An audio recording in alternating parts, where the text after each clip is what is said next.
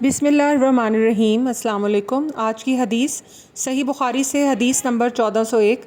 رسول کریم صلی اللہ علیہ وآلہ وسلم نے فرمایا کہ اونٹ قیامت کے دن اپنے مالکوں کے پاس جنہوں نے ان کا حق یعنی زکوٰۃ ادا نہ کیا کہ اس سے زیادہ موٹے تازے ہو کر آئیں گے جیسے دنیا میں تھے، اور انہیں اپنے کھروں سے روندیں گے۔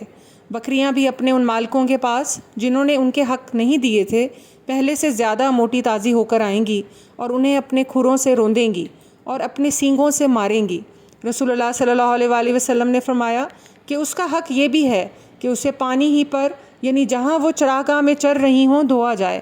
آپ نے فرمایا کہ کوئی شخص قیامت کے دن اس طرح نہ آئے کہ وہ اپنی گردن پر ایک ایسی بکری اٹھائے ہوئے ہو جو چلا رہی ہو کہ اے محمد صلی اللہ علیہ وآلہ وسلم مجھے عذاب سے بچائیے۔ میں اسے یہ جواب دوں کہ تیرے لیے میں کچھ نہیں کر سکتا، میرا کام پہنچانا تھا سو میں نے پہنچا دیا۔